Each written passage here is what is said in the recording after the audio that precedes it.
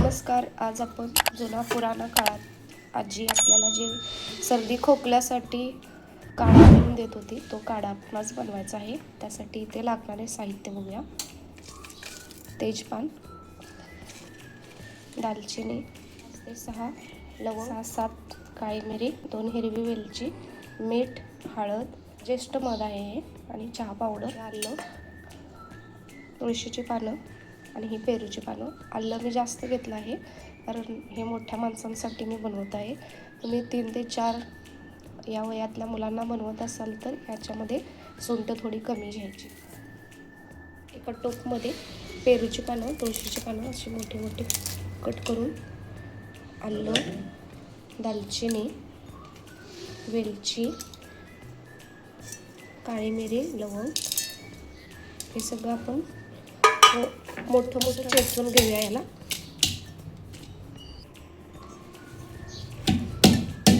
सर्दी, खोकला, कफ, ताप दूर करण्यासाठी तुळशी, आले, काळी मिरी, लवंग, दालचिनी, गूळ किंवा मध वापरून हा काढा बनवून पिल्याने सर्दी, खोकला, कफ 3 ते 4 दिवसातच कमी होतो, पूर्णपणे जातो. तर इथे मी असं मोठं मोठं हे चेचून घेतलं आहे. तुम्ही हवा असेल तर मिक्सरमध्ये केवढा काढवायचा आहे तेवढं पाणी घालायचं आहे ह्याच्यात. मी ते 1 ग्लास बनवणार आहे तर इथे मी 1.5 ग्लास पाणी घातलं आहे. आणि हे हळद, ज्येष्ठ मध, चहा पावडर आणि हे मीठ हे सगळं ह्याच्यात घालूया. आता आपण गॅसवरती उकळून घेऊया.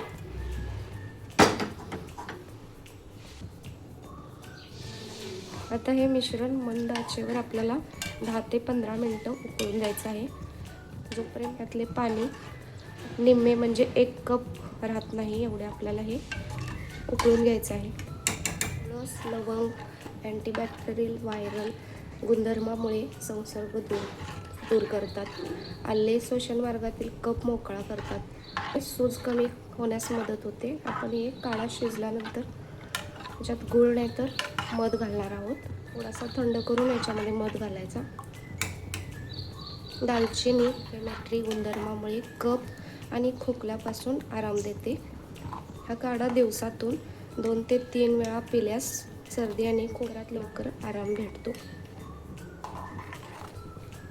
काढ्याला छान उकळी येत आहे. आपल्याला एक 10 ते 15 मिनटं हा काढा शिजवून घ्यायचा आहे. त्यामुळे यातले सर्व जे त्याचे गुणधर्म ह्या पाण्यामध्ये उतरले पाहिजे. गूळ सुद्धा असा घालू शकता. काढा छान शिजत आला आहे. काढ्याचा घमघमाट उठला आहे. सर्व मसाल्याचा फ्लेवर याच्यामध्ये उतरला आहे. तर इथे आपला काढा बनवून तयार आहे. गॅस बंद करूया आपण आणि हा गाळून घेऊया. कोमट असेल तेव्हाच हा काढा घ्यायचा आहे आपण. जर लहान मुलांना देत असाल तर मध घालून कोमट करून हा द्यायचा आहे, चालू शकतो.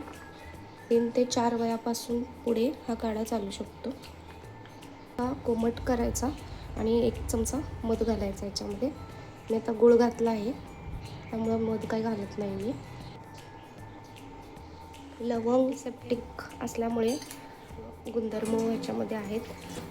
वेदनापासून आराम देते, घशाला आराम देतो, सर्दी खोकल्यापासून आराम भेटतो. आले, तुळस, काळी मिरी याच्यापासून अँटीबॅक्टेरियल गुणधर्म असल्यामुळे कफ आणि कोरडा खोकला कमी होतो. रोगप्रतिकार शक्ती वाढवतो. पाणी, हळद, आले घशातील इन्फेक्शन कमी होते. त्यामुळे हा काढा तुम्ही नक्कीच ट्राय करा. खूप मस्त बनतो आणि घशाला 2 ते 3 दिवसात आराम भेटून सर्दी खोकला जातो. ती कशी वाटली हे नक्कीच सांगा आणि तुम्ही ही नक्की ट्राय करा. आवडली असेल तर लाईक, सबस्क्राईब करायला विसरू नका. परत भेटू अशाच नवनवीन रेसिपीसोबत. चॅनलला सबस्क्राईब करायला विसरू नका. लाईक, कमेंट नक्की करा. धन्यवाद.